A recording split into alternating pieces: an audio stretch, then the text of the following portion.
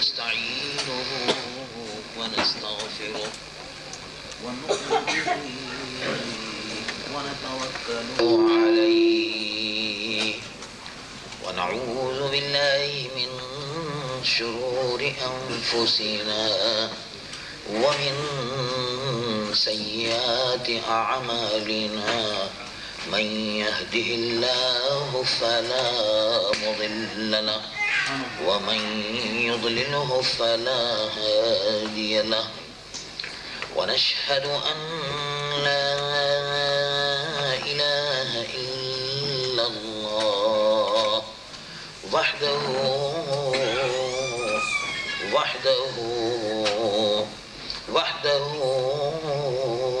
لا شريك له ونشهد أن سيدنا ونبينا وحبيبنا ومولانا محمد صلى الله عليه وسلم عبده ورسوله الذي أرسل إلى الخلق كافة بشيرا ونذيرا وداعيا إلى الله بإذنه وسراجا منيرا وبشر المؤمنين بأن لهم من الله فضلا كبيرا فهو الحبيب الذي ترجى شفاعته لكل هول من الأهوال مقتحم جاءت لدعوته الأشجار ساجدة تمشي إليه على ساق بلا قدم فإن من جوده الدنيا وضرتها ومن علومه علم اللوح والقلم ومن تكن برسول الله نصرته إن تلقه الأسد في آجامها تجمي يا رب صل وسلم دائما سرمدا على حبيبك خير الخلق كلهم اللهم صل على حبيبك سيدنا مولانا محمد صاحب الوجه الأنور والجبين الأزهر صلاة وسلاما عليك يا سيدي يا رسول الله قال الله عز وجل في شان حبيبه مخبرا وآمرا إن الله وملائكته يصلون على النبي يا أيها الذين آمنوا صلوا عليه وسلموا تسليما اللهم صل على سيدنا مولانا محمد وعلى آل سيدنا مولانا محمد وبارك وسلم محبة صدور الشريف اللهم صل على سيدنا مولانا محمد وعلى آل سيدنا مولانا محمد وبارك وسلم درود الشريف محبة سي اللهم صل على سيدنا مولانا محمد وعلى آل سيدنا مولانا محمد وبارك وسلم صلى الله عليه وعلى آله وصحبه وبارك وسلم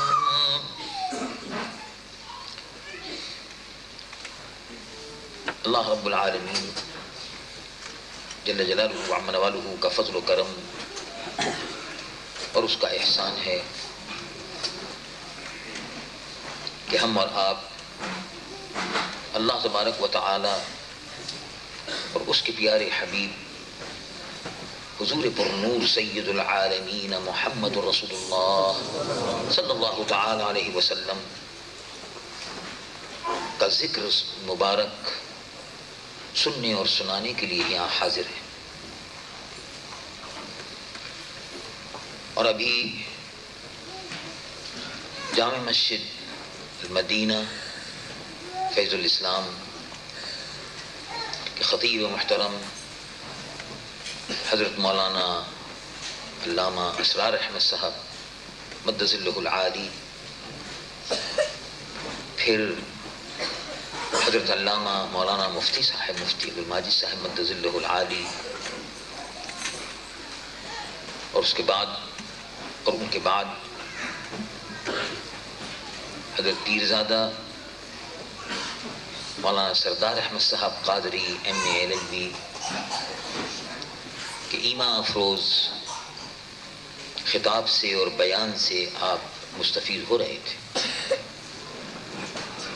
اللہ تبارک و تعالی جل جلالہ وعمن والہ جو کچھ ان بزرگوں نے بیان فرمایا اس پر ہمیں اور آپ کو سب کو عمل کی توفیق عطا فرمائے، اور جو کچھ کے بیان ہوگا اس پر بھی ہم سب کو عمل کی توفیق عطا فرمائے. دور و دراز سے، قرب و جوار سے بڑی محبت اور خلوص کے ساتھ آپ سب محترم بھائی اور محترم بہنیں اس بابرکت اجتماع میں شرکت کے لیے تشریف لائے، اور میں بھی حاضر ہوا. اللہ تبارک و تعالی ہماری اور آپ کی سب کی اس حاضری کو قبول فرمائے. آمین. حضور پر نور سید العالمین محمد رسول اللہ صلی اللہ علیہ وسلم کی امت پر آج کل بڑا برا وقت بظاہر آیا ہوا ہے. اللہ کے محبوب صلی اللہ علیہ وسلم کی امت مشرق و مغرب، شمال اور جنوب، دنیا کے ہر حصے میں پھیلی ہوئی ہے. امریکہ سے لے کر روس تک،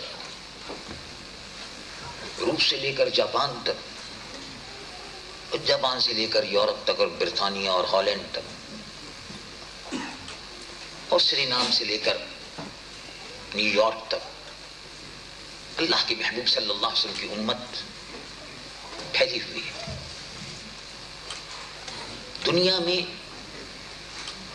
44 کے قریب مسلمانوں کی حکومتیں ہیں. 44 مسلم اسٹیٹس، 44 دنیا میں مسلمانوں کی حکومتیں ہیں. اور ایک زمانے میں اور اب بھی مسلمانوں کے پاس پیٹرول کی ایسی زبردست قوت اور طاقت تھی کہ جب پیٹرول سن 1973 میں مسلمانوں نے بند کر دیا، آئل ایمبارگو، تو ساری دنیا میں تہلکہ مچ گئی. اب مسلمانوں کی قوت مانی گئی کہ ہاں ان کے پاس ہے. لیکن ہندوستان میں مسلمانوں کا قتل عام ہو رہا ہے. کشمیر میں مسلمانوں کا ہندو قتل عام کر رہے ہیں.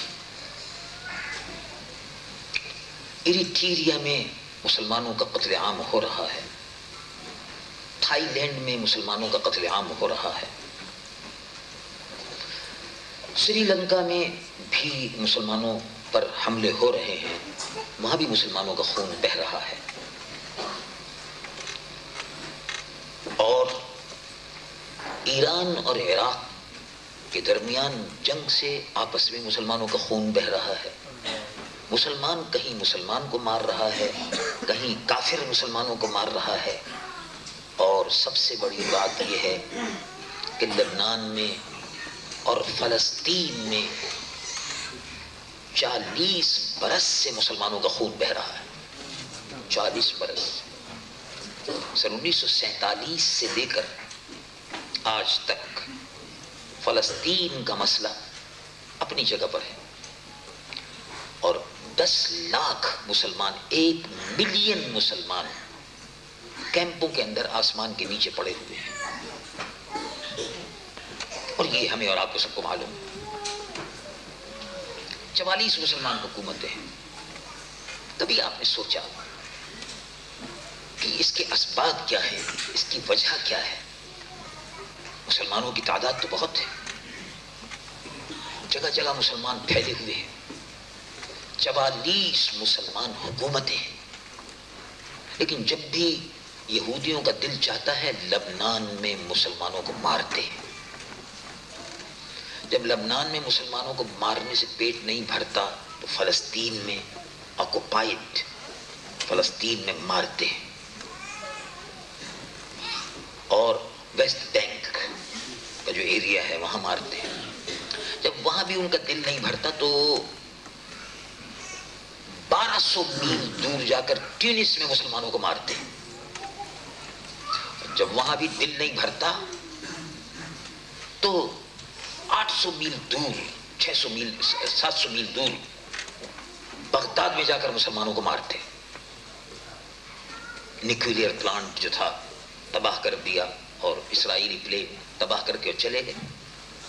تو اس طرح سے اسرائیل 3 ملین، اسرائیل یہودی 3 ملین اور مسلمان 1000 ملین.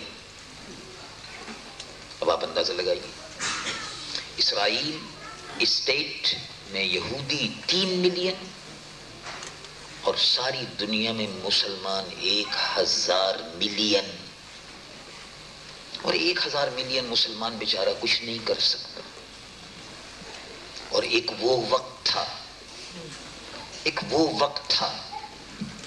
کہ مسلمانوں کی تعداد بہت تھوڑی تھی. ایک وہ وقت تھا کہ مسلمانوں کی تعداد 313 تھی اور کافروں کی تعداد 1000 تھی، مشرکوں کی تعداد. اور ایک جگہ تھی اس کا نام تھا بدر، وادی بدر، بدر ویلی آف بدر. اس وادی بدر میں مسلمانوں کی اور مشرکوں کی لڑائی ہوئی. مشرکوں کے پیچھے یہودی تھے، یہودیوں کی سپورٹ تھی اس زمانے میں بھی. مسلمانوں کی لڑائی اور مشرکوں کی لڑائی احد کے میدان میں ہوئی، اس کے پیچھے بھی یہودی تھے.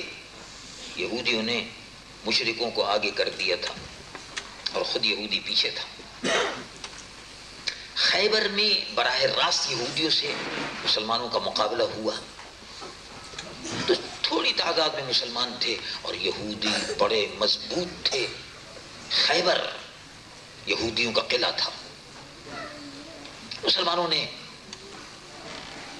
صبح کا وقت تھا، اللہ کے محبوب صلی اللہ علیہ وسلم سے صحابہ نے عرض کیا کہ یا رسول اللہ، یہودیوں کا بہت بڑا مرکز ہے یہ خیبر،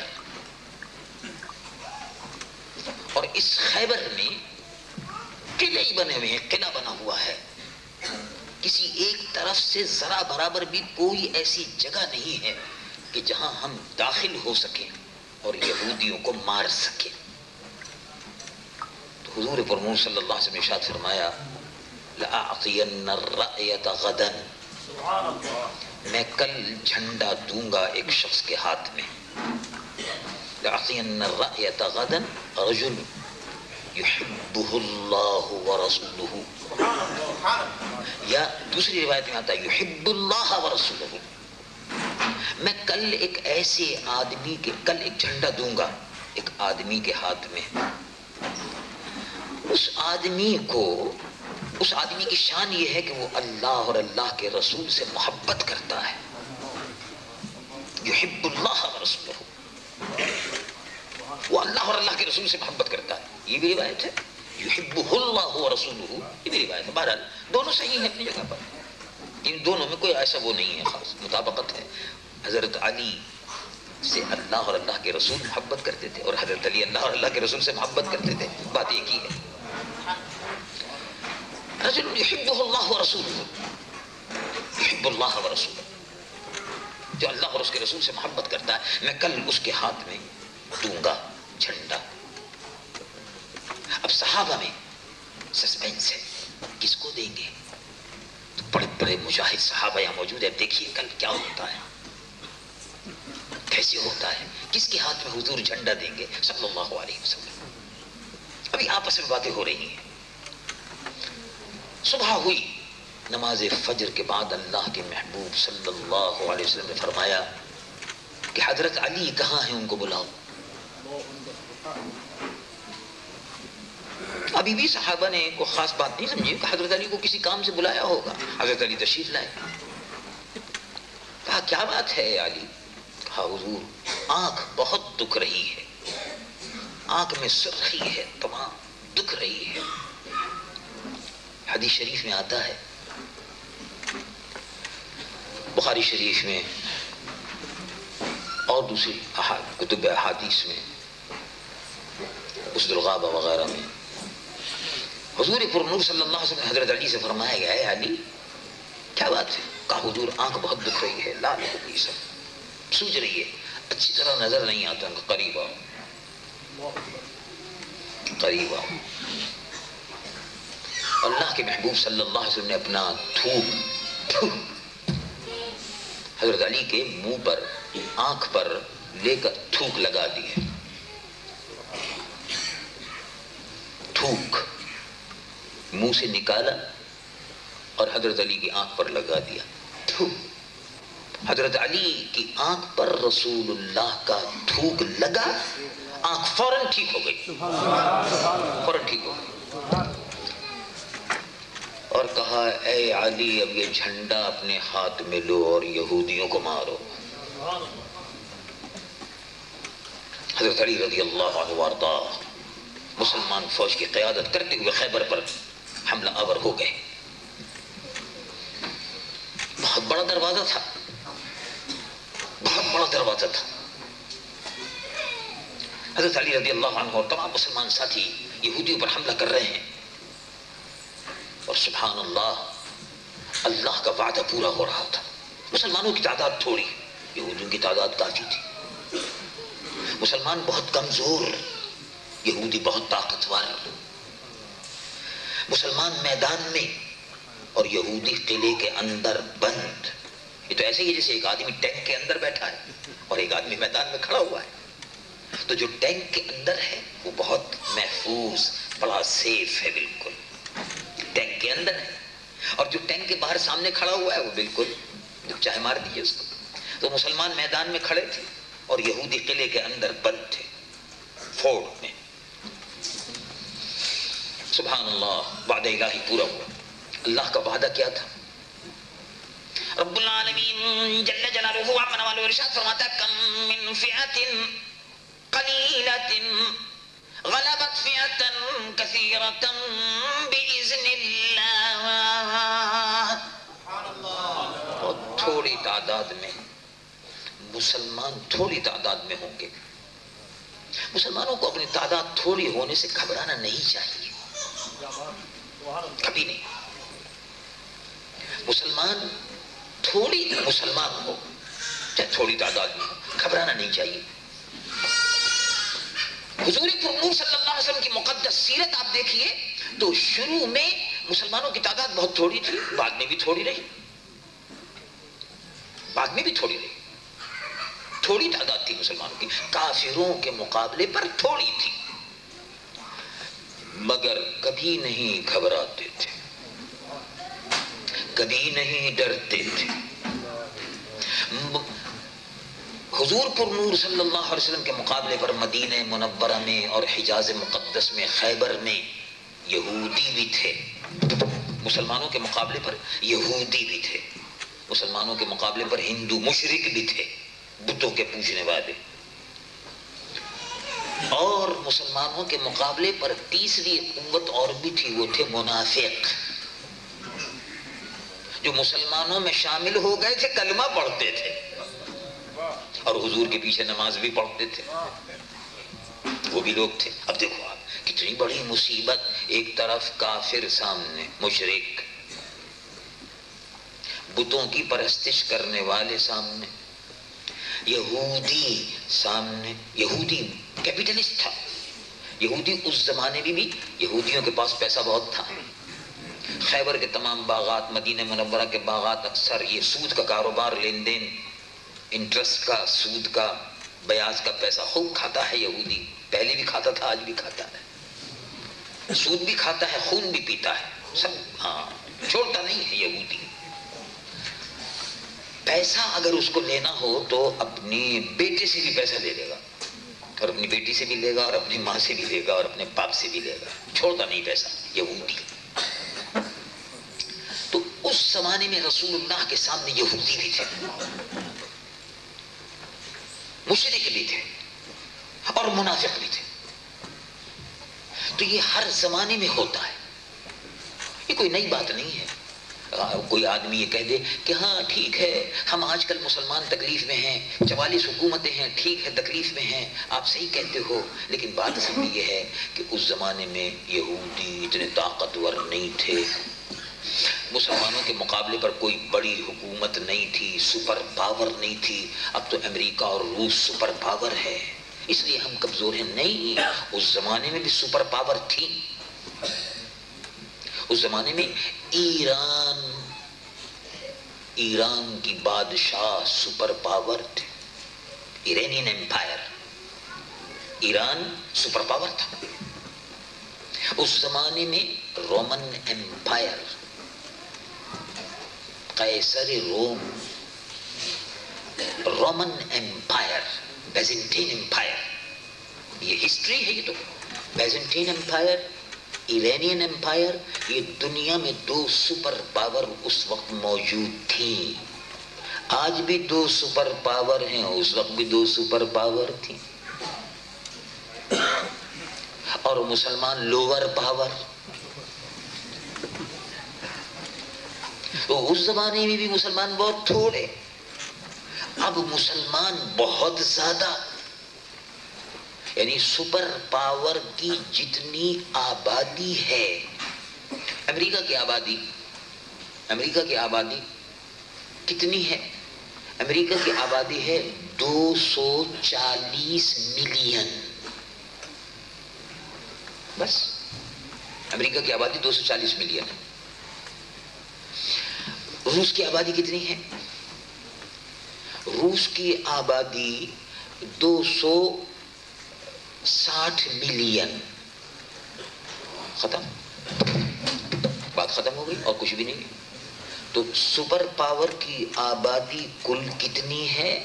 سپر پاور کی 500 ملین، چلو 500 ملین، 2 سپر پاور، ان سپر پاور کی آبادی 500 ملین، اور مسلمان جس کی 44 حکومتیں ہیں، ان کی آبادی 1000 ملین۔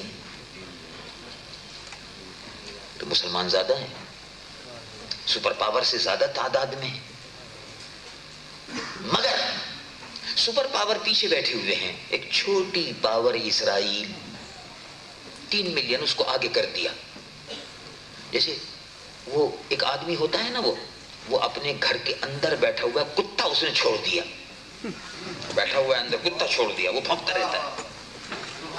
تو ایسے ہی اسرائیل کو امریکہ اور روس نے اس کتے کو چھوڑا ہوا ہے، مسلمانوں کے اوپر دوڑتا ہے، جنگلی سور جیسا ہوتا ہے، مارنے کو کھانے کو دوڑتا رہتا ہے، بھونکتا رہتا ہے، مسلمانوں کو کاٹتا ہے، مسلمانوں کو مارتا ہے۔ اسی طرح سے اس زمانے میں 2 سپر پاور تھی، آج بھی 2 سپر پاور ہیں، مگر اس زمانے میں مسلمانوں کی تعداد تھوڑی تھی، کافر زیادہ تھے، سپر پاور بہت بڑی تھی، آبادی بہت بڑی تھی، مسلمان کم تھے۔ اس زمانے میں مسلمانوں کی تعداد بہت ہے اور سپر پاور آدمی کے حساب سے کم ہے مگر سپر پاور کہلاتی ہے اپنے آپ کو. لیکن عجیب و غریب بات یہ ہے، عجیب و غریب بات یہ ہے کہ اس زمانے میں حضرت علی رضی اللہ عنہ اور مسلمان خیبر کے اوپر حملہ کرنے کے لیے بڑھے اور خیبر فتح ہو گیا، یہودی گرفتار ہو گئے. خیبر فتح ہو گیا، دروازہ توڑ دیا، قلعے کا دروازہ توڑ دیا اور مسلمان گھس گئے اور یہودیوں کو مار مار کے گرفتار کر لیا، پکڑ لیا، قیدی بنا لیا، پرزنرز آف وار. جنگ بدر میں مسلمان 313 تھے، یہودی وہ مشرکین مکہ 1000 تھے. مسلمانوں نے ایک دن میں جنگ کا فیصلہ کر دیا، ایک دن میں ابو جہل کو مار دیا، جو بڑے بڑے سردار تھے ختم کر دیا، سب کو قتل کر دیا اور مسلمانوں کو کامیابی ہوئی. احد کے میدان میں بھی کامیابی ہوئی، وہاں بھی کامیابی ہوئی. مسلمان 1000 تھے اور مشرکین مکہ 3000 تھے.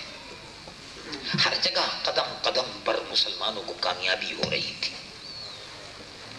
آج ہر قدم پر مسلمانوں کو ناکامی ہو رہی ہے. تو ایک دن مسجد نبوی میں اللہ کے محبوب صلی اللہ علیہ وسلم رونق افروز تھے اور حضور بیان فرما رہے تھے، ایسے بیان کر رہے تھے معلوم ہو جیسے اللہ کے محبوب اس وقت دیکھ رہے تھے کہ آگے کیا ہو رہا ہے، اور یقیناً وہ دیکھ رہے تھے. اس لیے کہ وہ جب فرش زمین پر رہ کر، زمین کے فرش پر بیٹھ کر عرش کی خبریں دیتے تھے تو یہ تو معمولی بات تھی کہ آگے کیا ہو رہا ہے، کیا ہونے والا ہے. تو یوشک تداعی علیکم الامم،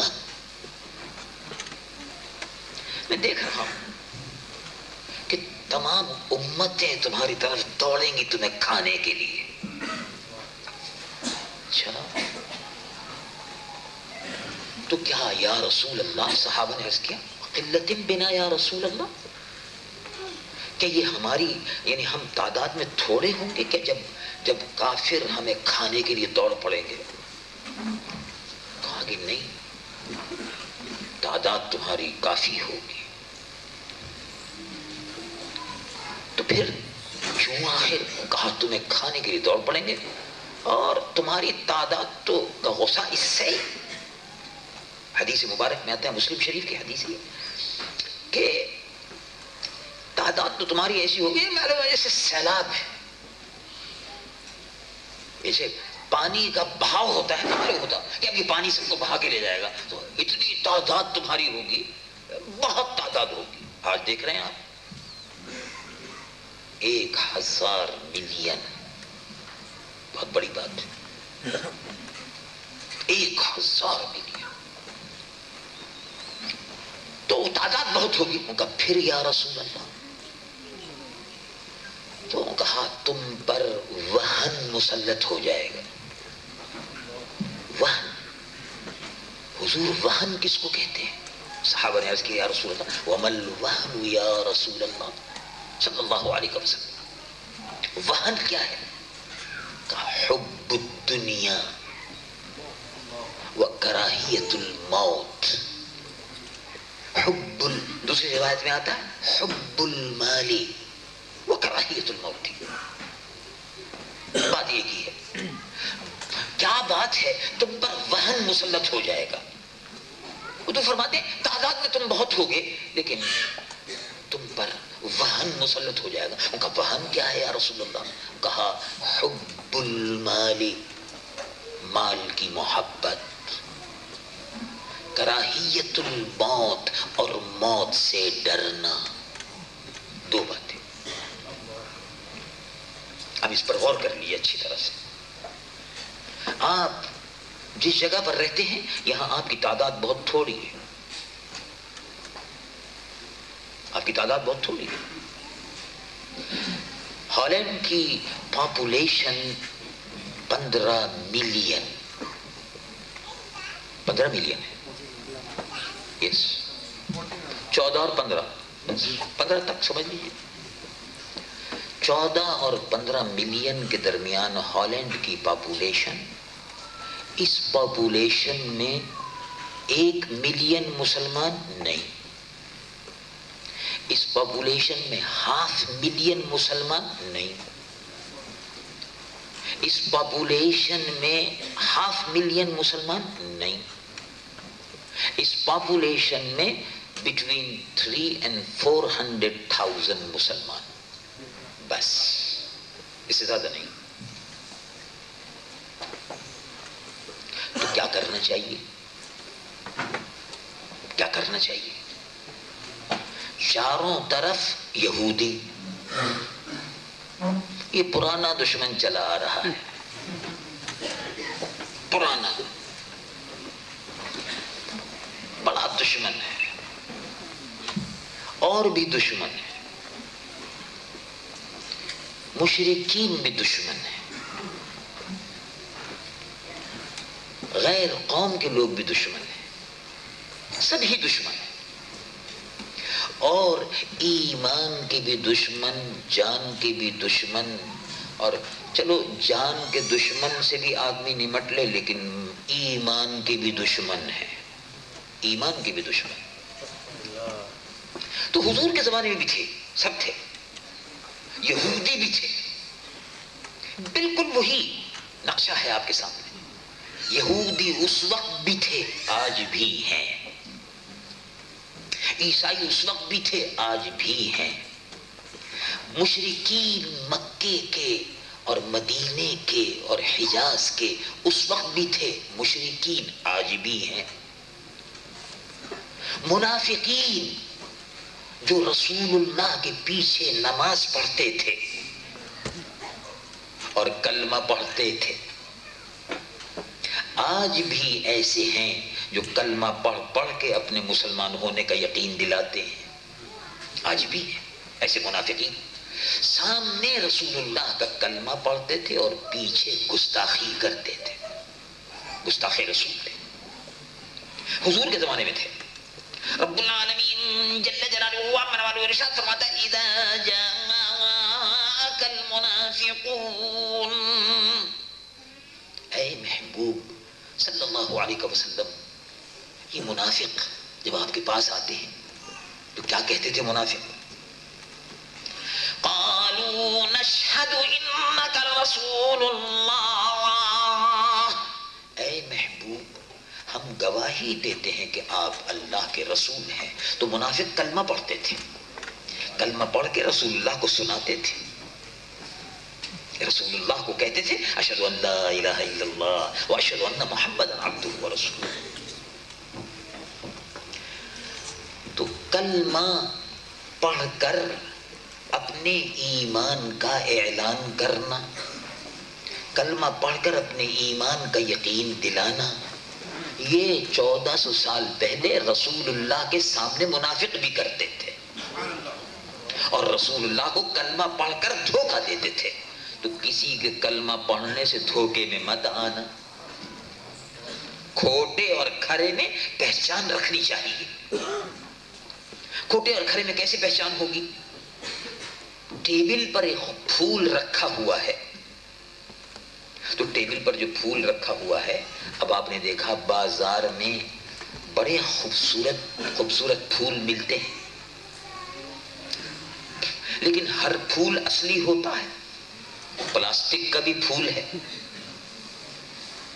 اور درخت کا بھی پھول ہے جو درخت پر سے اتر کر آیا، اور وہ پھول ہے جو پلاسٹک کی فیکٹری سے بن کر آیا. تو دونوں میں فرق ہوگا. اب یہ آپ کو فرق پہچان لینا چاہیے. ہاتھ لگا کر اگر آپ دیکھیں گے تو معلوم ہو جائے گا کہ پلاسٹک ہے،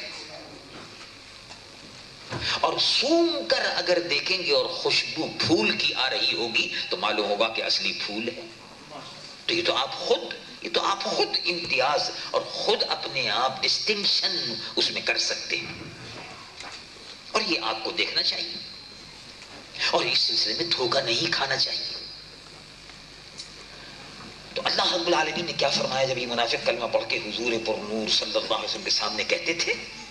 رب العالمین جل جلالہ وعلا ارشاد فرماتا ہے واللہ یشہد انک لرسول، اللہ اس بات کی گواہی دیتا ہے کہ آپ اللہ کے رسول ہیں، لیکن اسی کے ساتھ ساتھ اللہ فرماتا ہے کہ یہ کلمہ پڑھنے والے، یہ جو آپ کے سامنے آئے ہیں کلمہ پڑھنے اور آپ کے پیچھے بھی نماز پڑھتے ہیں، کیسے بدنصیب لوگ تھے؟ یہ وہ بدنصیب لوگ تھے منافق کہ رسول اللہ کے پیچھے نماز پڑھنے کے باوجود ان کو ایمان نہیں ملا۔ اس سے بڑا بدنصیب اور کون ہو؟ رب العالمین جل جلالہ وعلا ارشاد فرماتا ہے واللہ یشہد ان المنافقین لکاذبون، اللہ گواہی دیتا ہے کہ یہ منافق جھوٹے ہیں، کلمہ پڑھنے میں جھوٹے، جب کلمہ پڑھنے میں جھوٹے تو ہر بات میں جھوٹے، نماز میں بھی جھوٹے، روزے میں بھی جھوٹے، سب دکھاوے کی چیزیں، سب دکھاوے کی چیزیں۔ کوئی چیز ایسی نہیں ہے کہ جس میں اخلاص ہو، ایمان ہو اور اسلام۔ 1400 سال پہلے کی بات ہے، اس سے ہمیں سبق حاصل کرنا چاہیے اور ذہن میں رکھنا چاہیے کہ کسی کے کلمے سے اور نماز سے اور روزے سے دھوکہ نہیں کھانا چاہیے، اصلی اور نقلی کی پہچان کرنی چاہیے۔ تو اس زمانے میں رسول اللہ کے زمانے میں منافق بھی تھے، مشرک بھی تھے، یہودی بھی تھے، عیسائی بھی تھے، آتش پرست، آگ کے پوجنے والے ایرانی تھے۔ ایران میں اس زمانے میں آگ کو پوجتے تھے، آتش پرست، یہ بھی ایک مذہب تھا ایران کے لوگوں کا۔ تو تمام کے تمام سب لوگ اکٹھے ہو گئے تھے اسلام کو ختم کرنے کے لیے۔ یہودی، مکے کے مشرک، مدینے کے منافق، ایران اور رومن امپائر، دونوں سپر پاور، مشرکین مکہ، یہودی اور منافق، 5 طاقتیں مل گئی اسلام اور مسلمانوں کو ختم کرنے کے لیے۔ لیکن کیا ہوا؟ رب العالمین جل جلالہ وعلا ارشاد فرماتا ہے یریدون لیطفئوا نور اللہ، یریدون لیطفئوا نور اللہ بافواہہم واللہ متم نورہ ولو کرہ الکافرون۔ یہ لوگ کافر اور مشرک مل کر سازشیں کر رہے ہیں کہ رسول اللہ سید العالمین محمد رسول اللہ صلی اللہ علیہ وسلم کا دین پھیلنے نہ پائے، لیکن یہ پھیل کر رہے گا، پھیل کر رہے گا۔ رب العالمین کا وعدہ ہے، پورا ہوا۔ چنانچہ ایک اور مقام پر ارشاد فرمایا رب العالمین جل جلالہ وعلا ارشاد فرماتا ہے هو الذی ارسل رسولہ بالہدی ودین الحق لیظہرہ علی الدین کلہ وکفی باللہ شہیدا۔ وہی اللہ ہے جس نے بھیجا رسول حضور پر نور سید العالمین محمد رسول اللہ صلی اللہ علیہ وسلم، اللہ بھیجنے والا ہے۔ یہ دیکھو کس نے بھیجا ہے؟ اللہ نے بھیجا، اپنے محبوب محمد رسول اللہ کو بھیجا صلی اللہ علیہ وسلم، ہدایت اور دین حق کے ساتھ بھیجا۔ اور یہ مسلمان اگر حضور پر نور صلی اللہ علیہ وسلم کے دین کے لیے اگر اکٹھے ہو جائیں، مضبوط سیسا پلائی ہوئی دیوار اگر متحد منظم ہو کر کھڑے ہو جائیں تو اللہ رب العالمین کی رحمتیں اترتی ہیں، فرشتے مدد کے لیے اترتے ہیں، فرشتے اترتے ہیں۔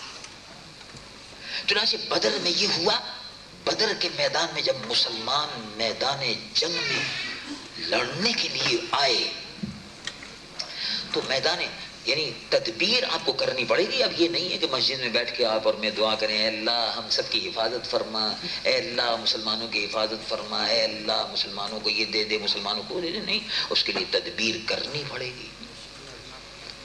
یعنی اگر مقابلہ آپ کو کرنا ہوگا دنیا کی قوموں سے تو علم آپ کو حاصل کرنا ہوگا، علم حاصل کرنا ہوگا۔ اب دیکھو ہالینڈ کی تمام یونیورسٹیوں میں آپ چلے جائیے، لیڈن سب سے بڑی یونیورسٹی، سب سے بڑی اس اعتبار سے ہے کہ ساری دنیا میں مشہور ہے لیڈن یونیورسٹی، لیڈن مشہور ہے۔ Head of the department physics اور کیمسٹری کا ہیڈ آف دی ڈپارٹمنٹ یہودی۔ ایمسٹرڈم کی یونیورسٹی میں 2-3 ہیڈ آف دی ڈپارٹمنٹ یہودی۔ فرانس میں Sorbonne university Paris head of the department chemistry اور فزکس یہودی۔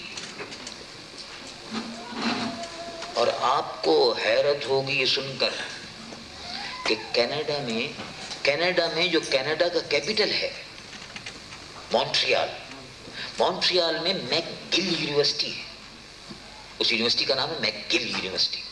میک گل یونیورسٹی میں قرآن اور حدیث پڑھانے کا ایک ڈپارٹمنٹ ہے، ڈپارٹمنٹ آف اسلامک اسٹڈیز۔ اس کا ڈپارٹمنٹ آف اسلامک اسٹڈیز کا ہیڈ جو ہے وہ یہودی قرآن پڑھاتا ہے۔ بھائی دیکھیے آپ، یہودی حدیث پڑھاتا ہے، یہودی۔ اب وہ یہودی سے پڑھ کر، اس یہودی سے قرآن اور حدیث پڑھ کر اور پی ایچ ڈی کر کے ڈاکٹریٹ لے کر جب وہ مسلمان لڑکا واپس آتا ہے تو کہتا ہے میں تو معراج کو نہیں مانتا، معراج کو نہیں مانتا، خواب میں دیکھا تھا حضور نے۔ آپ نے دیکھا یہودی بیٹھا ہوا ہے وہاں، تو مسلمان لڑکوں کو بتاتا ہے کہ نہیں معراج میں کیا ہے، کیسے جا سکتے ہیں، جا ہی نہیں سکتے، اوپر نیچے سے اوپر کوئی چیز جا ہی نہیں سکتی، مطلب ایسے ہی ٹھیک ہے، خواب دیکھا تھا رسول اللہ۔ اب مسلمان بچے کے دماغ میں بھی یہ بات بیٹھ گئی، میکگل یونیورسٹی یہودی۔ ماسکو کی یونیورسٹی سن 1900 میں ماسکو روس کے دورے پر گیا تھا۔ جب میں روس کے دورے پہ گیا تو ماسکو کی یونیورسٹی بڑی خوبصورت یونیورسٹی، انہوں نے ہم کو بلایا، پرشین ڈپارٹمنٹ آف پرشین، فارسی زبان کا بالکل الگ ڈپارٹمنٹ، عربی زبان کا ڈپارٹمنٹ، سب ہے، یونیورسٹی ہے۔ تو پرشین ڈپارٹمنٹ، انہوں نے ہم کو دعوت دی، وہ پرشین اور عربی ڈپارٹمنٹ والے، میں تھا حضرت مجاہد ملت مولانا حضرت علامہ عبدالحامد صاحب بدایونی رحمۃ اللہ علیہ، اس زمانے میں صدر تھے جمعیت علماء پاکستان کے، اور دوسرے حضرات تھے، 10-11 آدمی تھے ہم لوگ۔ باقاعدہ ڈیلیگیشن حکومت پاکستان کی طرف سے گیا تھا، تو 5 ہفتے تک ہم نے دورہ کیا۔ ہاں تو ماسکو یونیورسٹی میں انہوں نے دعوت دی اور کہا کہ آپ تقریر کیجیے گا، عربی میں فارسی میں ڈپارٹمنٹ تھا۔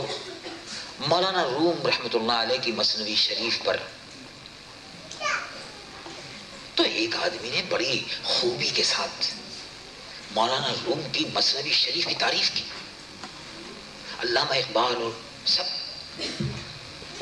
ہم نے کہا کہ بھئی یہ تو معلوم ہوتا ہے کہ روس کا مسلمان ہی معلوم ہوتا ہے، باتیں ایسی کر رہا ہے عربی میں فارسی میں، اور مولانا روم کے اشعار، مولوی ہرگز نہ شد مولائے روم، یہ سب تمام، اور فارسی میں اور عربی میں۔ اس کے بعد حضرت مولانا عبدالحامد صاحب بدایونی نے فارسی میں تقریر کی، مجھے بھی انہوں نے دعوت دی، میں نے بھی تھوڑی سی شد بدھ عربی کے اندر بات کی۔ اور ایک اور پروفیسر صاحب تھے، انہوں نے پروفیسر راغب حسن صاحب، انہوں نے انگریزی میں تقریر فرمائی تھوڑی سی۔ اس طرح سے 3 آدمی ہم بولے، جب بات ختم ہو گئی انہوں نے کہا آئیے چائے پیجیے، یہ پیجیے، تعارف شروع ہوا تو معلوم ہوا کہ وہ عربی اور فارسی زبان جو ماسکو یونیورسٹی میں پڑھائی جاتی ہے اس کا ہیڈ آف دی ڈپارٹمنٹ یہودی، وہ جو بیٹھ کے وہاں عربی بول رہا تھا، عربی بات کر رہا تھا، یہودی۔ ارے کمال ہے، امریکہ میں ایک دفعہ کولمبیا یونیورسٹی نیو یارک میں ہے، نیو یارک میں کولمبیا یونیورسٹی کہلاتی ہے، نیو یارک میں اس میں مجھے جانے کا اتفاق ہوا، وہاں سے ہم نکلے باہر، اس کے بعد جانے لگے تو دوسرے دن کچھ لڑکے اسٹوڈنٹس آ گئے تو انہوں نے کہا کہ ہم فلاں فلاں مضمون پڑھتے ہیں کیمسٹری، کچھ پاکستان کے لڑکے تھے، کچھ عرب کے لڑکے تھے. کون ہے بھائی آپ کا ہیڈ آف دی ڈپارٹمنٹ؟ یہودی. تو یہودی علم میں سب سے آگے، یہودی علم میں سب سے آگے، پیسے میں سب سے آگے، سارے بینک ان کے پاس، انشورنس ان کے پاس، بڑی بڑی کمپنیاں ان کے پاس، کپڑے کا بزنس ان کے پاس، ڈائمنڈ کا بزنس ان کے پاس، سونے کا بزنس ان کے پاس، ہر بزنس ان کے ہاتھ میں، علم بھی ان کے ہاتھ میں، دولت بھی ان کے ہاتھ میں. مسلمانوں کا عالم یہ ہے کہ مسلمانوں کا عالم یہ کا بچہ پڑھنے جاتا ہے کہ نہیں گھر میں بیٹھا ہوا ہے. کیا بات ہے، کیوں نہیں پڑھتا ہے؟ کہا اماں کہتی ہے کہ اگر چلا جائے گا پڑھنے بچہ تو آنکھوں سے دور ہو جائے گا، ماں اور باپ سے دور ہو جائے گا.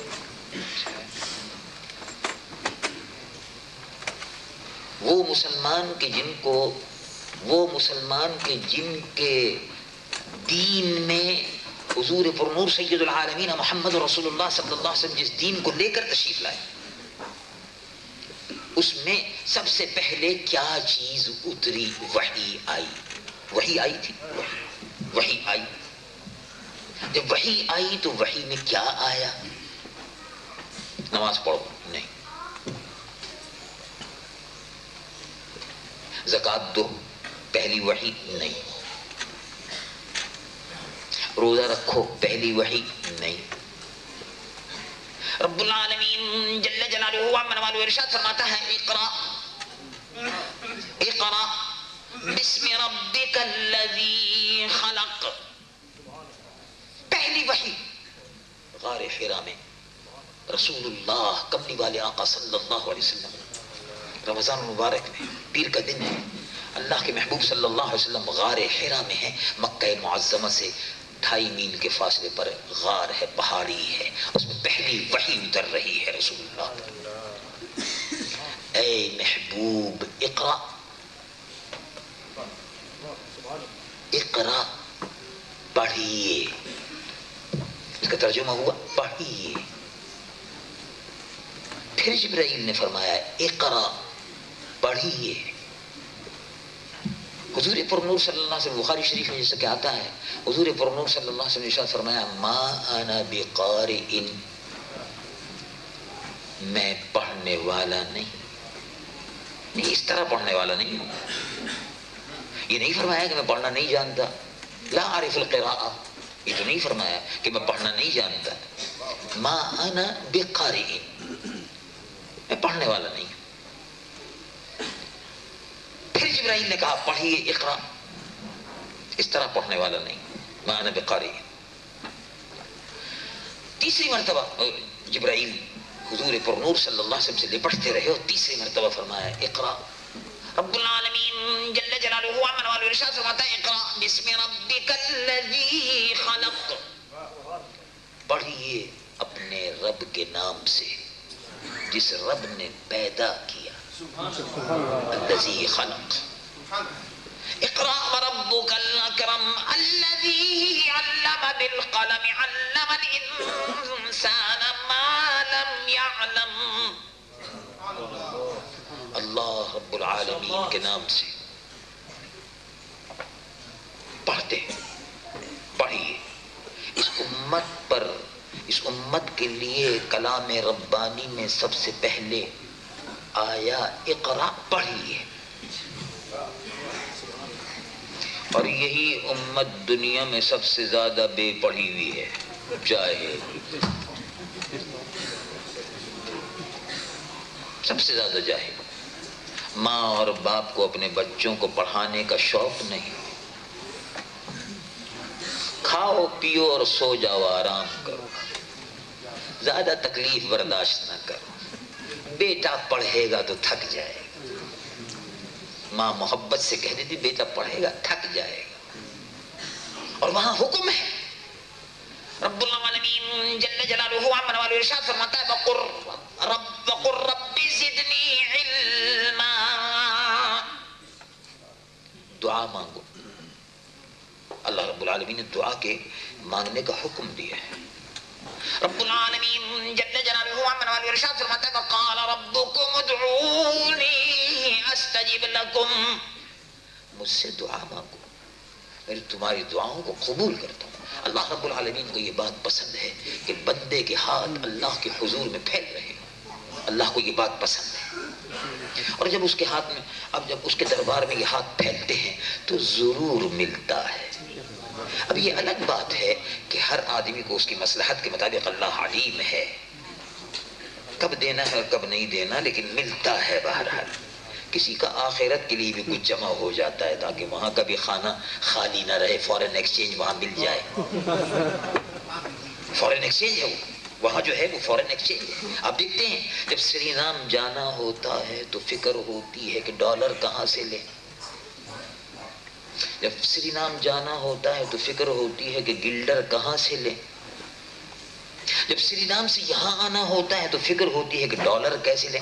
ڈالر کیا ہے؟ Foreign exchange. جب سری نام جانا ہے تو وہاں کام آئے گا. جب سری نام سے ہالینڈ آنا ہے تو فورن ایکسچینج یہاں کام آئے گی. اور مکہ شریف جب حج کرنے کے لیے جانا ہے تو فورن ایکسچینج مکہ شریف میں کام آئے گی. پاکستان جانا ہے فورن ایکسچینج کام آئے گی. یہاں سے لندن جانا ہے تو فورن ایکسچینج یعنی پاؤنڈ. لندن میں جب بازار میں آپ جائیں گے تو ظاہر ہے وہاں تو گلڈر تو نہیں چلے گا، تو پہلے سے آپ لندن جانے سے پہلے بینک میں چلے گئے، کہا فورن ایکسچینج چاہیے، بیورو ڈی چینج منی چاہیے، پاؤنڈ دے دیجیے. پاؤنڈ آپ نے لے لیے، رکھ لیے. جب اس دنیا میں پہنچے، یعنی جب لندن پہنچے تو پاؤنڈ اب چل رہا ہے وہاں بازار میں.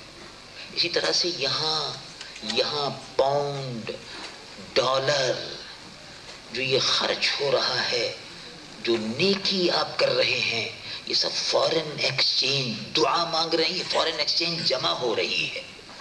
جیسے ہی وہاں پہنچیں گے اسی وقت مل جائے گی. اور یہاں کی فورن ایکسچینج جو ہے اس کا بھاؤ گھٹتا رہتا ہے، بڑھتا رہتا ہے. گر گیا. کیا گر گیا؟ ایک آدمی کہہ رہا تھا گر گیا. کیا گر گیا؟ اس کا ڈالر گر گیا. ارے کھڑا ہوا تھا گر گیا.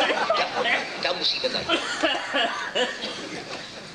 ہم وہاں سے اپنے گھر میں سے نکلے، مسجد کی طرف سے آ رہے تھے تو ایک آدمی چلاتا ہوا مسجد میں سے، جو ایک آدمی نکل رہا تھا کراچی میں گھر کے برابر میں سے، اس کو چلا کے کہہ رہا تھا گر گیا. کیا گر گیا؟ خطرہ ہوا. میں نے کہا پتہ نہیں کیا بات ہے، کوئی بچہ ہوگا، کیا ہو گیا، اوپر سے گر گیا، نیچے گر گیا، محلے میں کیا ہو گیا بھائی، محلے میں کیا بات ہو گئی بھائی. نہیں معاف کیجیے گا، میں اس سے کہہ رہا تھا کہ ڈالر گر گیا. اچھا، وہ جہاں کراچی میں ہم رہتے ایک روز کا ذکر ہے تو تقریباً شام کا وقت تھا. اس زمانے میں سونے کا بھاؤ جو تھا وہ تقریباً،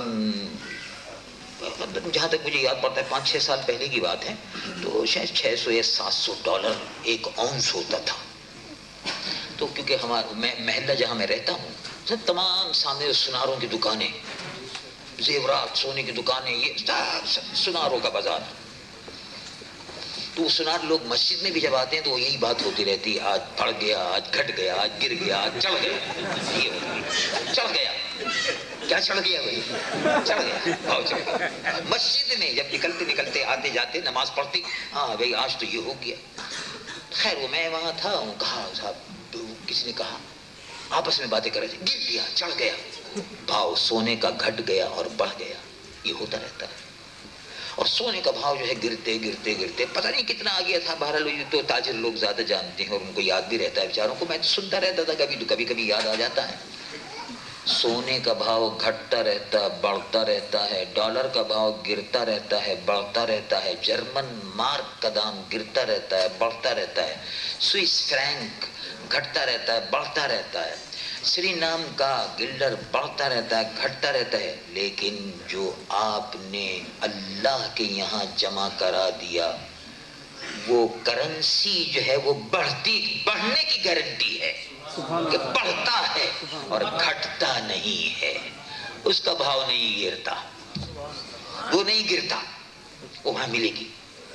اور وہی کرنسی وہاں فارن ایکسچینج میں، اللہ کے بینک میں قیامت کے دن وہی کرنسی چلتی ہے جس کرنسی پر مہر ہے محمد الرسول اللہ صلی اللہ علیہ وسلم کی ایمان کی کرنسی، وہی چلتی ہے اور اس کا بھاؤ گھٹتا نہیں ہے، بڑھتا ہی رہتا ہے، بڑھتا رہتا ہے، نہ گھٹنے کی گارنٹی، کیونکہ فرما دیا ایک نیکی کرو، رب العالمین جل جلالہ عمن والو ارشاد فرماتا ہے من جاء بالحسنہ فلہ عشر امثالھا،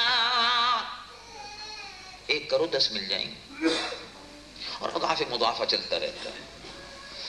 وہ بہرحال الگ بات ہے۔ تو میں یہ عرض کر رہا تھا کہ اللہ تبارک و تعالی جل جلالہ عم نوالہ نے اپنے محبوب سید العالمین محمد الرسول اللہ صلی اللہ علیہ وسلم کی امت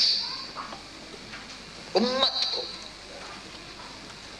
کیسے کیسے رتبے عطا فرمائے اور کس طرح سے عطا فرمائے۔ کہا گیا پڑھو، اقرا، دعا مانگنے کا حکم دیا۔ کیا دعا مانگنے کا حکم دیا؟ یہ فارن ایکسچینج ہے دعا جو ہے، تو آپ دعا مانگتے اپنے رب سے، اپنے اللہ سے کہتے ہیں، رو کر گڑ گڑا کر عاجزی سے مانگتے ہیں، دیتا ہے، دامن بھرتا ہے۔ الدعاء سلاح المؤمن، دعا مومن کا ہتھیار ہے۔ دعا مخ العبادہ، عبادت کا مغز ہے، عبادت کا بھیجا ہے۔ سلاح المؤمن، مومن کا ہتھیار بھی ہے۔ نور السماوات والارض، زمین و آسمان کا نور ہے۔ حاکم مستدرک نے جو روایت کی اس میں الدعاء سلاح المؤمن ونور السماوات والارض، زمین و آسمان کا نور ہے دعا۔ جب مؤمن دعا کے لیے ہاتھ پھیلاتا ہے، خلوص کے ساتھ میں محبت سے اپنے رب سے دعا مانگ رہا ہے، تو یہ نور بن کر آسمانوں کی طرف جاتی ہے۔ نور السماوات والارض، زمین و آسمان کا نور ہے اس میں، اور اللہ رب العالمین کو یہ پسند ہے۔ تو دعا میں کیا حکم فرمایا؟ ام المومنین سیدہ عائشہ صدیقہ رضی اللہ تعالی عنہا نے عرض کیا کہ یا رسول اللہ، اگر میں شب قدر دیکھوں تو کیا دعا مانگوں؟ شب قدر میں کیا دعا مانگوں؟ وہ کہا اللہم انک عفو کریم تحب العفو فاعف عنی، اللہم انک عفو کریم تحب العفو فاعف عنی یا کریم، اللہم انک عفو کریم تحب العفو فاعف عنی۔ اتنا بھی 2-3 روایتیں ہیں، بہرحال مختلف طریقوں سے، مفہوم ایک ہی ہے سب کا۔ اور جامع دعا کیا ہے کہ اس رات میں مانگ لو یا جب چاہو مانگ لو؟ رب العالمین جل جلالہ عم نوالہ ارشاد فرماتا ربنا آتنا فی الدنیا حسنۃ وفی الآخرۃ حسنۃ وقنا عذاب النار۔ اے اللہ، دنیا کی بھلائیاں ہم کو عطا فرما، دنیا کی بھلائیاں، آخرت کی بھی بھلائیاں عطا فرما، دنیا کی پہلے، کیونکہ دنیا سے پھر آخرت میں جانا ہے، تو دنیا سے فارن ایکسچینج لے کے جانا ہے۔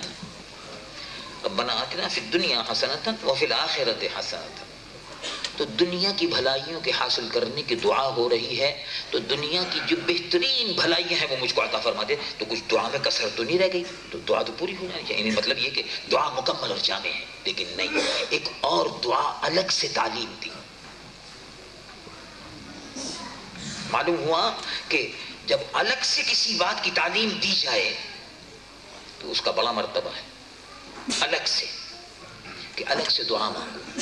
یہ تو ربنا آتنا فی الدنیا حسنۃ، اے اللہ ہم کو دنیا کی تمام بھلائیاں عطا فرما، یہ بالکل صحیح ہے، سب آ گیا اس میں، دنیا کی ہر بھلائی دے دے، مجھ کو عطا فرما دے، اور آخرت کی تمام بھلائیاں اے اللہ مجھ کو دے دے۔ اور اے اللہ وقنا عذاب النار، اور جہنم کی آگ سے بچا۔ تو یہ صحیح ہے، دعا تو مکمل ہے، جامع۔ ہم یہی سمجھتے کہ بڑی جامع اور مکمل، لیکن نہیں، ایک اور چیز ہے کہ جس کے حاصل کرنے کا حکم دیا رب العالمین جل جلالہ عما والہ، ارشاد فرماتا ہے وقل رب زدنی علما۔ اے اللہ، اے اللہ، یہ الگ سے دعا و تعلیم ہو رہی ہے، رب زدنی وقل رب، اور کہو اے میرے رب زیادہ کر دے میرا علم، میرا علم زیادہ کر دے۔ آتنا فی الدنیا حسنت میں مال بھی آ گیا، اولاد بھی آ گئی، یہ بھی آ گیا، بیوی بھی، بچے بھی، سب آ گیا، لیکن علم کا مقام الگ ہے، علم کا مرتبہ الگ ہے، علم کی عزت الگ ہے، علم کی عزت الگ ہے، علم کا شرف الگ ہے۔ علم حاصل کرنا اور اس علم کو حاصل کرنے کے ساتھ ساتھ اللہ سے تعلق رکھنا۔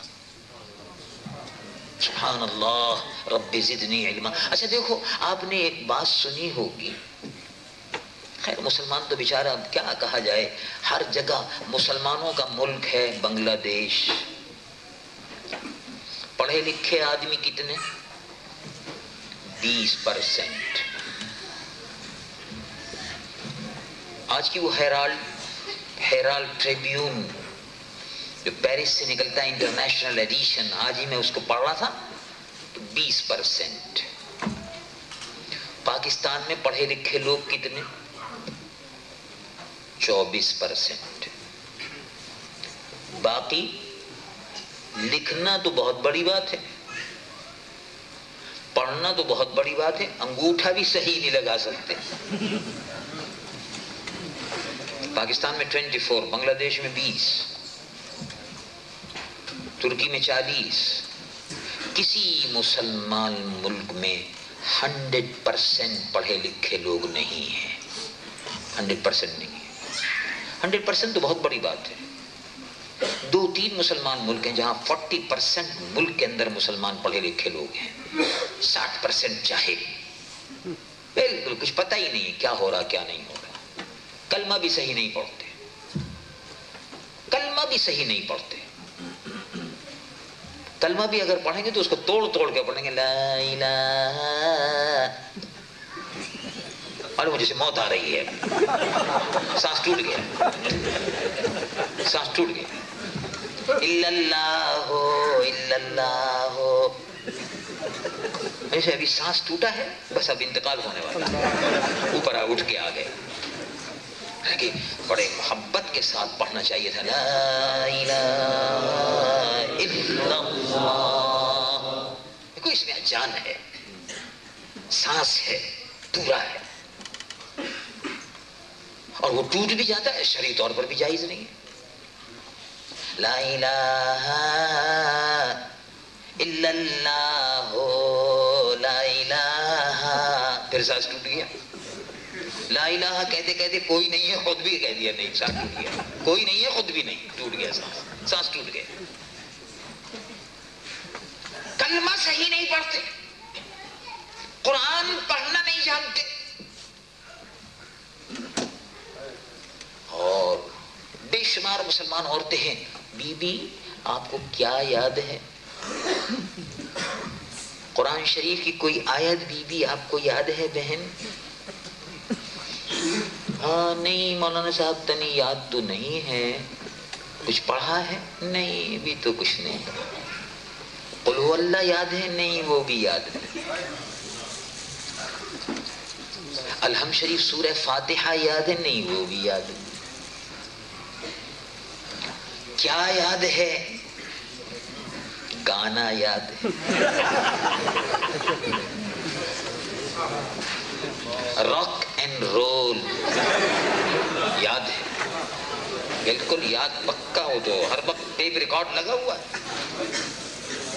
اب یہ دیکھو اللہ رب العالمین پوچھے گا کہ ہم نے تو اپنے محبوب سے فرمایا تھا اقرا، اے محبوب پڑھیے، محبوب نے آپ سے کہا تھا کہ اطلب العلم ولو بالسین، علم حاصل کیجئے چاہے چین جانا پڑ جائے.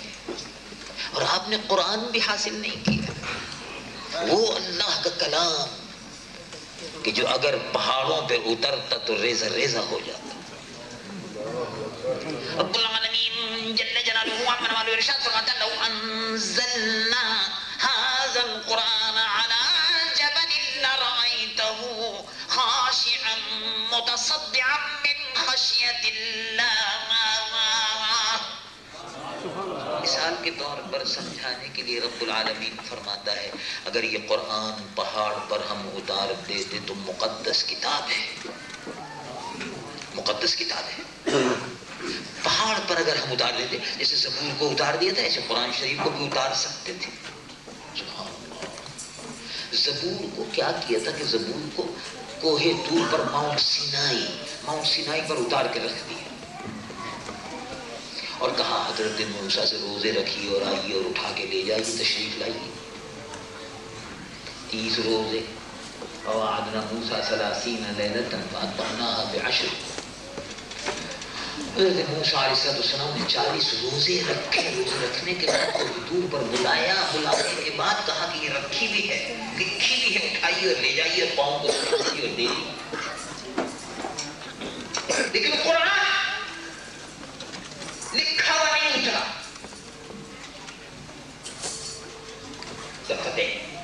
جو آئی ہے ایسی ہی جیسے حضور سید العالمین محمد رسول اللہ سے پہلے سیدنا موسیٰ علیہ السلام پر اتری تھی. ایسے نہیں ملی کہ کسی پہاڑ پہ مل جاتی. یہ نہیں فرمایا کہ وہ غار حرا پر یا جبل نور پر، جبل صور پر یا غار حرا پر کہیں بھی وہاں تشریف لے آئیے آپ کو قرآن شریف لکھا ہوا مل جائے گا. نہیں، کیونکہ اگر قرآن پہاڑ پر اترتا تو پہاڑ ریزہ ریزہ ٹکڑے ٹکڑے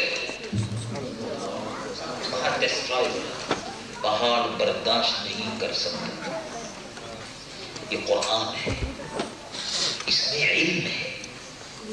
کیا علم ہے اس میں؟ اس میں میرین بایولوجی ہے، اس میں سمندر کی بایولوجی ہے. اس قرآن میں آسمان ایسٹرالوجی ہے. ستارے نقل و حرکت چل رہے ہیں، کہاں جا رہے ہیں، کیسے ہو رہا ہے، کیوں ہو رہا، یہ سب قرآن میں ہے. قرآن کا دعویٰ ہے.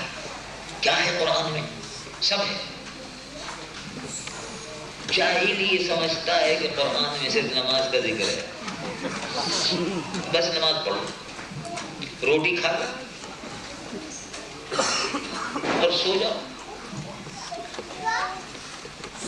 قرآن میں نماز کا ذکر ہے، قرآن میں زکوٰۃ کا بھی ذکر ہے، حج اور زکوٰۃ کا بھی ذکر ہے، روزے کا بھی ذکر ہے، سب کا ذکر ہے. مگر قرآن میں سائنس کا بھی ذکر ہے. قرآن میں کیمسٹری بھی ہے، فزکس بھی ہے، بایولوجی بھی ہے. قرآن میں لاجک بھی ہے، فلسفی بھی ہے، سب ہے. کون کہتا ہے؟ خود اللہ فرماتا ہے، میں تو نہیں کہتا. رب العالمین جل جلالہ عمن والو ارشاد فرماتا ہے ولا رطب ولا یابس الا فی کتاب مبین. کوئی خشک اور تر چیز ایسی نہیں ہے کہ جس کا بیان قرآن میں نہیں ہے. قرآن میں سب موجود ہے. آؤ دیکھو. رب العالمین جل جلالہ عمن والو ارشاد فرماتا ہے ما فرطنا فی الکتاب من شیء. کوئی چیز کا بیان ہم نے چھوڑا نہیں. اور پھر کیا فرمایا؟ تیسری آیت رب العالمین جل جلالہ عمن والو ارشاد فرماتا ہے ونزلنا علیک الکتاب تبیانا لکل شیء. اے محبوب، قرآن ہم نے آپ پر نازل کیا، اس میں ہر چیز کا بیان موجود ہے. مسلمان یہ کہتا ہے کہ اس میں تو روزے اور نماز کا بیان ہے. اور ساربونا یونیورسٹی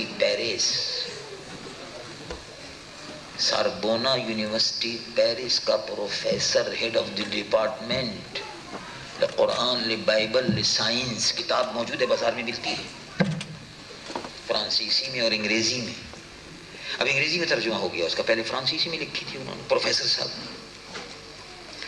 پروفیسر صاحب ساربونا یونیورسٹی پیرس کے، قرآن سائنس بائبل، قرآن بائبل اور سائنس، اس نام سے وہ کتاب ہے، بازاروں میں ملتی ہے.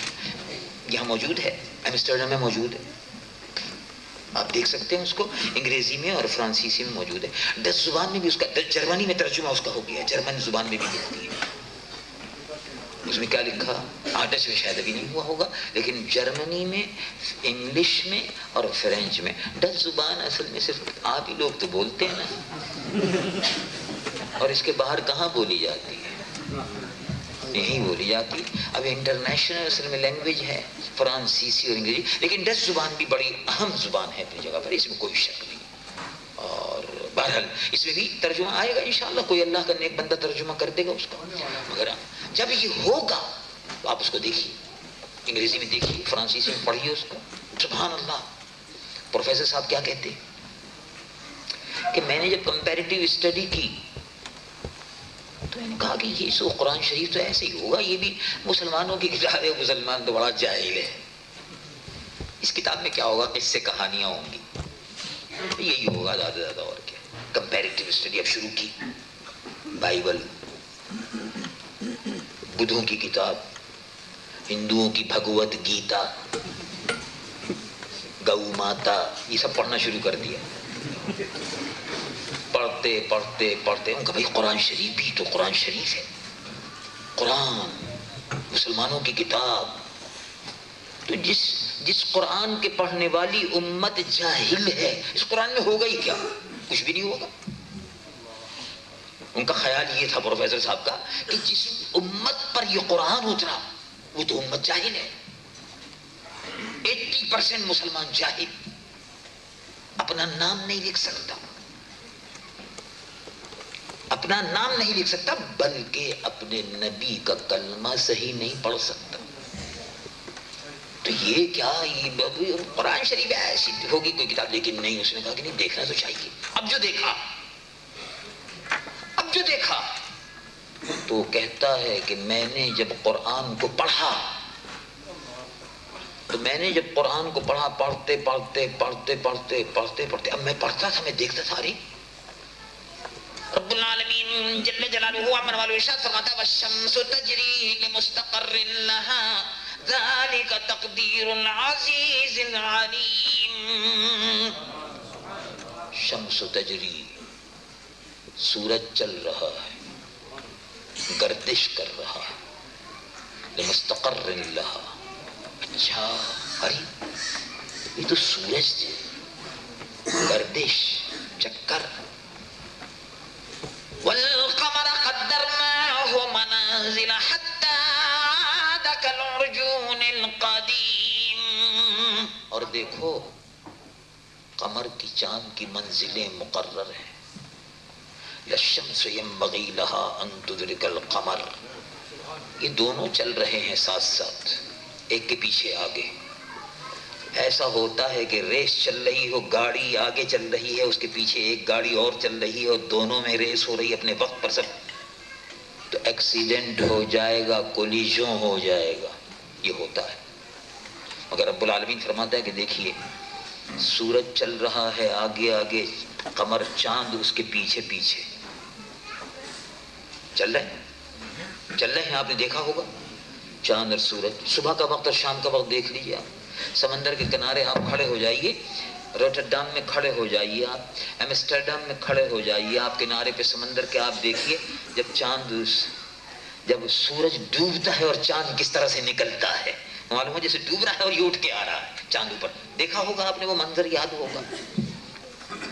رب العالمین جل جلالہ اپنا ارشاد فرماتا ہے دیکھو بھائی، الشمس ينبغي لها ان تدرك القمر ولا الليل سابق النهار وكل في فلك يسبحون.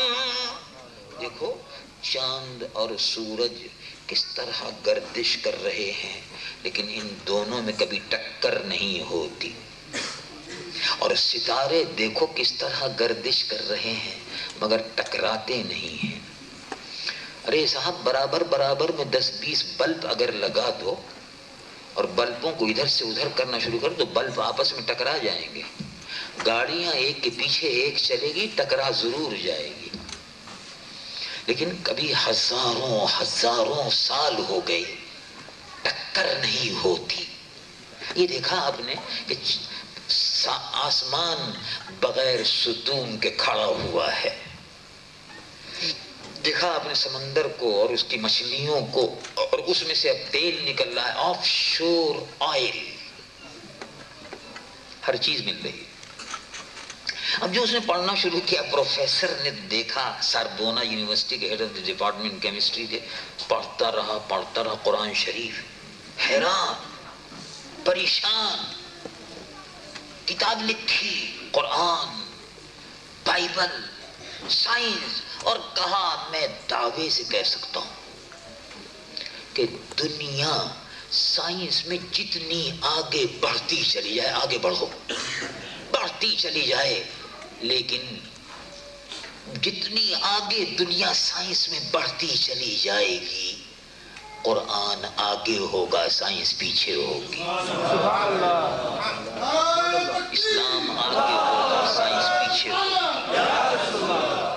رسول اللہ آگے ہوں گے، سائنس پیچھے ہوگی. ان کے قدموں کی خاک ہوگی، ان کے نقش پا ادھر سے گزر چکے ہوں گے، 1400 سال پہلے گزر گئے. تو سائنس پیچھے، قرآن آگے، یہی دعویٰ ہے سب سے آگے. اور اس کتاب کے متعلق اگر ہم اپنی ماں اور بہن سے پوچھیں، بی بی قل هو اللہ شریف یاد ہے؟ تنی مولانا صاحب جانے نہ ہے کیا کہا، کیا بولی رہے یہ قل هو اللہ، کیا ہو رہی. بٹوا پوچھتی ہے کہ کیا ہوتا ہے قل هو اللہ، کس کو کہتی ہے، کس آدمی کا نام ہے یہ؟ بولو اب کیسے جواب دیں اس کو. ایک بچے سے پوچھا کہ قرآن شریف پڑھا ہے؟ قرآن شریف یہ کس بزرگ کی قبر کا نام دیا ہے؟ تو مزار شریف ہوگا کوئی، اجمیر شریف اور درگاہ شریف اور گولرا شریف اور اور ملتان شریف اور باغپٹن شریف، شاید کوئی مزار ہوگا یہ قرآن شریف. توبہ توبہ، قرآن سے بے خبر، اور قرآن میں سب کچھ.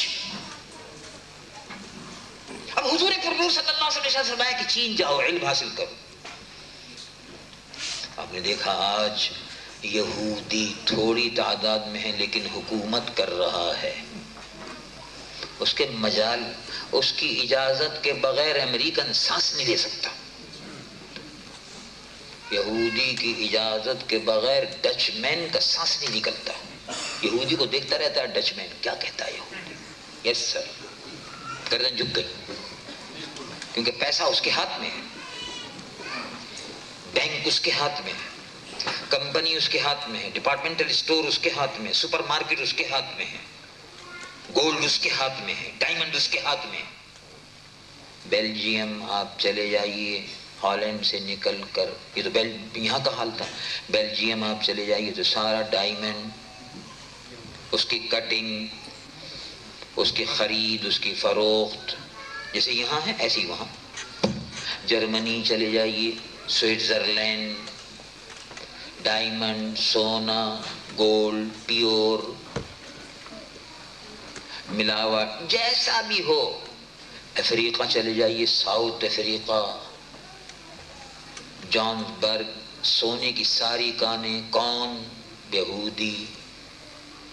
کمبرلے، ڈائمنڈ کی کانیں، کون؟ یہودی. University head of the department science, یہودی. Biology head of the department, یہودی. انگلینڈ، لندن، امریکہ، نیو یارک. 1983 میں یا 82 مجھے یاد نہیں رہا اس وقت سن، نیو یارک میں ہم اور 2-3 دوست جا رہے تھے. سامنے سے ایک صاحب تشریف لا رہے تھے، جلدی سے، میں نے اندازہ نہیں لگایا، وہ کبھی کبھی ذرا ایسا ہوتا ہے کہ ذرا چشمہ ادھر ادھر ہو جاتا ہے تو زیادہ دور سے دیکھ نہیں سکتا، ویسے تو ٹھیک نظر آتا ہے، لیکن وہ ذرا دور سے تھا اور شام کا وقت تھا، میں نظر نہیں آیا، ایک صاحب تشریف لائے جلدی سے لپٹ گئے، السلام علیکم. پھر میں نے غور سے دیکھا تو وہ جاننے والے تھے، پاکستان کے تھے. خیر ملاقات سے، بھی کہاں خیریت ہے، آپ کب تشریف لائے؟ کہاں آیا تھا آپ نے؟ وہ کاروبار بیچارے اپنا کرتے تھے، قالین والین وغیرہ کا. کہنے مولانا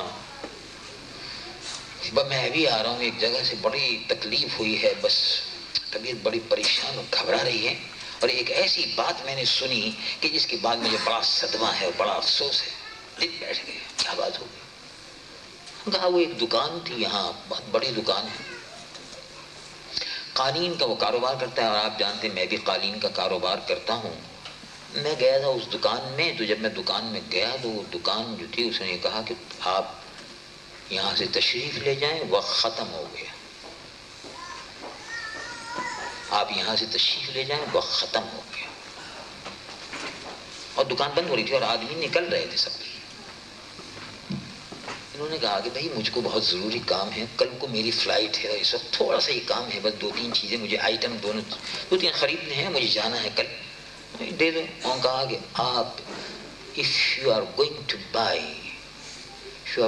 buy from me carpets worth of $1 million, I will not sell you. Get out from here.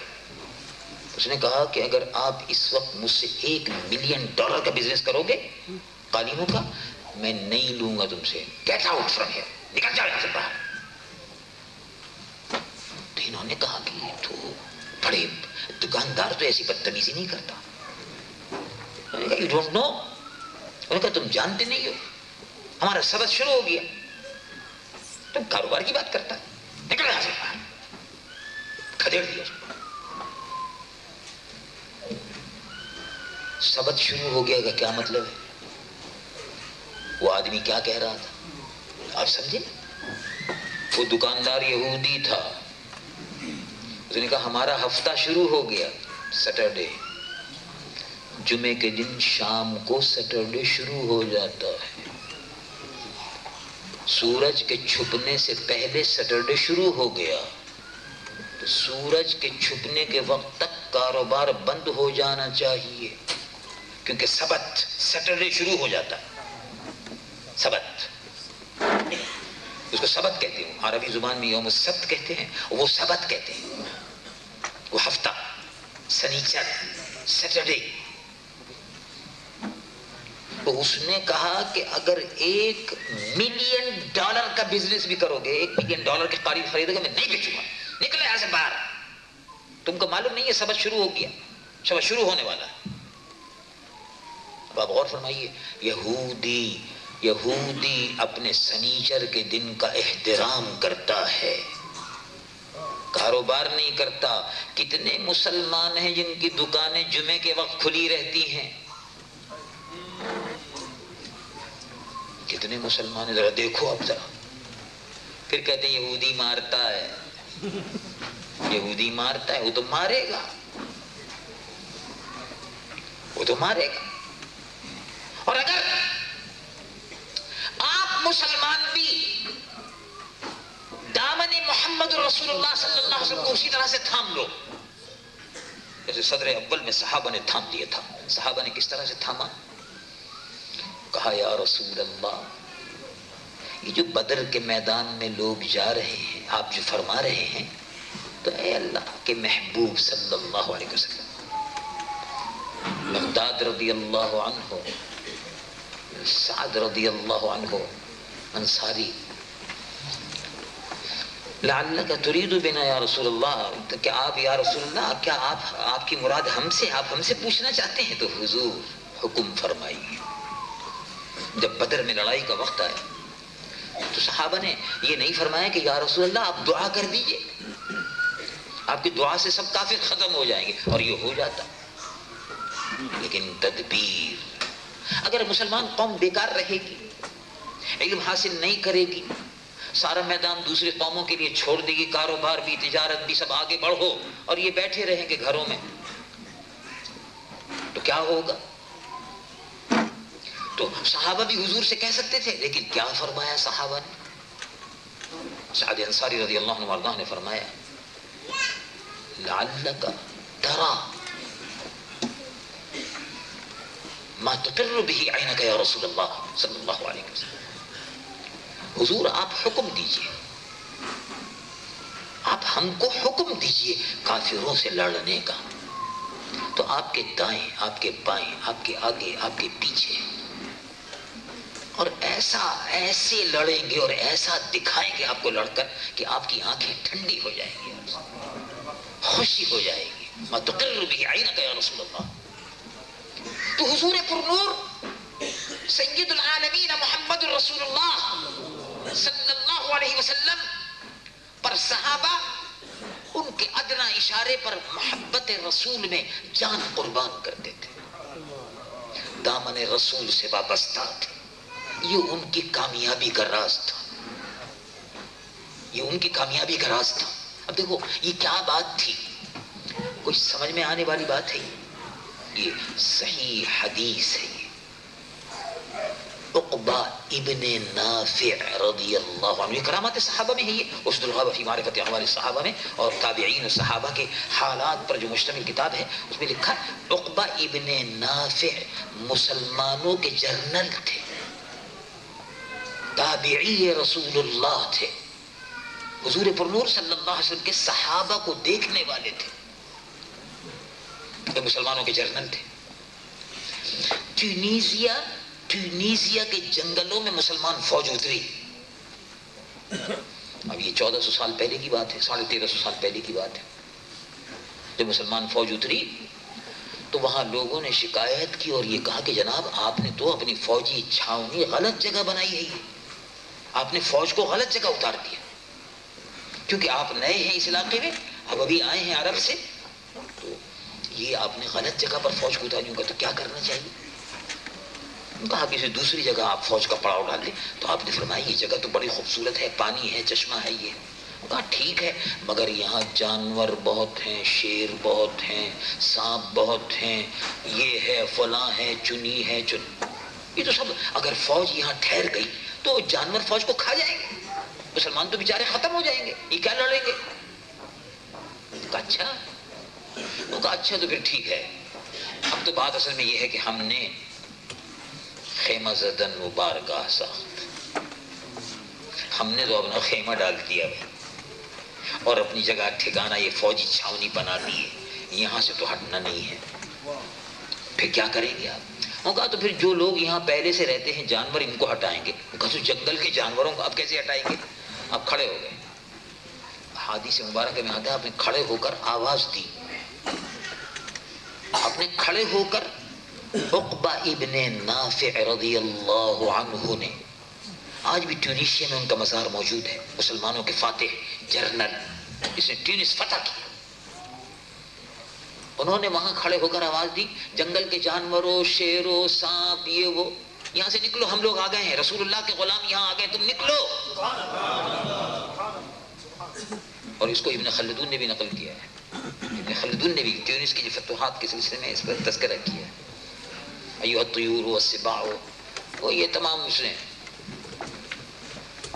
جب حضرت نافع نے کھڑے ہو کر یہ کہا تو وہ نئے نئے جو کچھ لوگ مسلمان تھے یا جو کافر وہاں کی آبادی تھی جو برستہ بتانے کے لیے رکھ لیتے تھے نا، وہ بڑے حیران تھے، کہنے لگے یہ پاگل آدمی ہے، بے وقوف آدمی، یہ جنگلی جانوروں کو آواز دے رہے ہیں۔ وہاں کھڑے ہو گئے جنگل میں اور آواز دی پرندوں، چرندوں، شیروں، سانپوں، سب کے سب یہاں سے نکل جاؤ، ہم غلامان مصطفیٰ اب یہاں آ گئے ہیں، جنگل میں ہم چھاونی بنائیں گے، ملٹری کا کیمپ بنائیں گے، یہاں ہمارا ملٹری کا کیمپ یہاں بنے گا، نکل جاؤ یہاں سے، سب نکل جاؤ، میدان صاف کر دو، جنگل خالی کر دو۔ اور ہمارے لیے یہ آواز انہوں نے دی اور اس کے بعد وہ جا کے اپنی جگہ پر اپنے خیمے میں بیٹھ گئے، بس تھوڑی دیر گزری تھی، جانور نکل کے وہاں سے بھاگ رہے تھے، جانور نکل کے بھاگ رہے تھے، پورا یعنی دن سورج چھپنے نہیں پایا کہ پورا جنگل جانوروں سے خالی ہو گیا اور غلامان محمد رسول اللہ سے آباد ہو گیا. یہ کیا بات تھی؟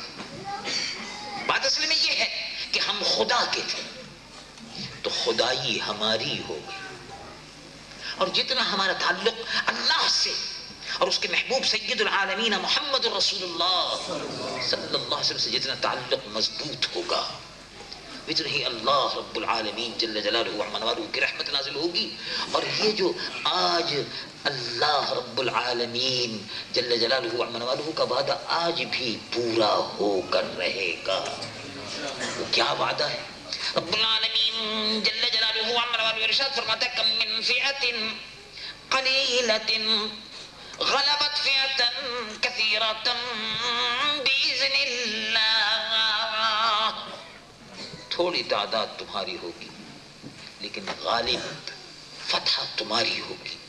ایک مسلمان 10 پر، 10 مسلمان 100 پر، 100 مسلمان 1000 کافروں پر بھاری ہے.